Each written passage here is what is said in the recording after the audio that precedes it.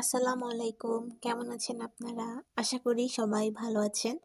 তো সবসময় তো দৈনন্দিন কাজের ভিডিওটা দেই। তো আজকে ভাবলাম যে একটু রেসিপির ভিডিও ছাড়ি।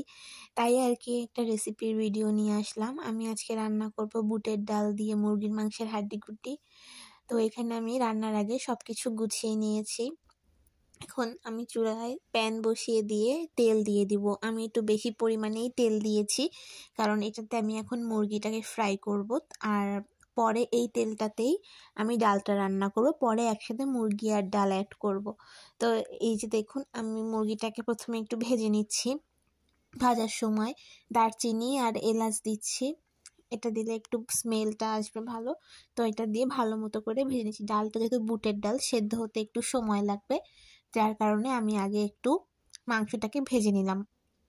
এমনভাবে এগুলানকে ভাজবো যাতে বেশি সেদ্ধ না হয়ে যায় আর কি। জাস্ট একটু তেলের উপর ভেজে নিলাম। তারপর এটাকে আমি উঠিয়ে নিচ্ছি আর তেলটাকে কড়াইতে রেখে দিচ্ছি। ওই তেলেই আমি পেঁয়াজ কুচি দিয়ে তারপরে আবার রান্না করব। যাই হোক, মাংসগুলোকে উঠিয়ে নিলাম আর ওই তেলটায় এখন আমি দিয়ে দিব পেঁয়াজ কুচি আর দিব বাটা মশলা। আমি বাটা মশলা দিয়ে রান্না করি। আপনারা চাইলে যদি পেঁয়াজ বাটাটা স্কিপ করতে চান তাহলে স্কিপ করতে পারেন, কিন্তু যেহেতু মুরগির তাই রসুন আর আদা বাটাটা স্কিপ করবেন না, এতটা দিবেন। তো আমি এখানে বাটা মশলাগুলো দিয়ে দিলাম। তারপর এটাকে একটু ভেজে নিব। এটা একটু ভালো মতো ভাজা হলে এর ভিতরে গুঁড়া মশলাগুলো দিয়ে দিব।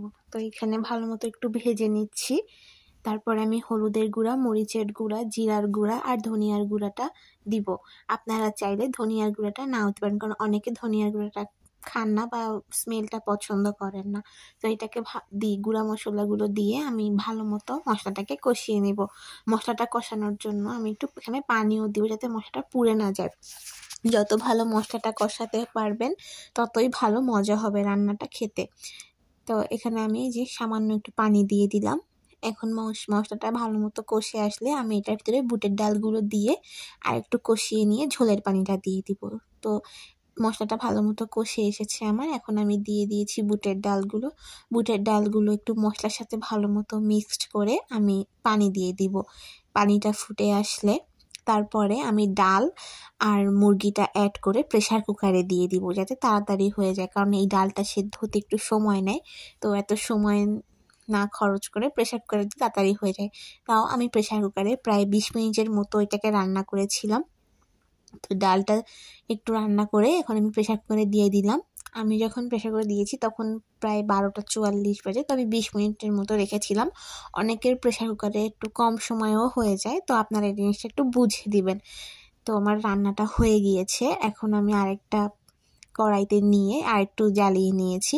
দেখুন দেখতে কত সুন্দর হয়েছে। আপনারা চাইলে এটার উপর একটু জিরা গুঁড়াও দিতে পারেন। আমি তখন ভুলে গিয়েছিলাম। যাই হোক, তো এই ছিল আমার আজকের রান্না। বিকেলে আমাদের বাসায় একটু মেহমান এসেছিল, কিন্তু এই রান্নাগুলো আমি শেয়ার করতে পারিনি। তো আজকের ভিডিওটা আমার এই পর্যন্ত। যদি ভালো লেগে থাকে তাহলে লাইক, কমেন্ট, সাবস্ক্রাইব করবেন এবং সবসময় আমাকে সাপোর্ট করবেন। আল্লাহ হাফেজ।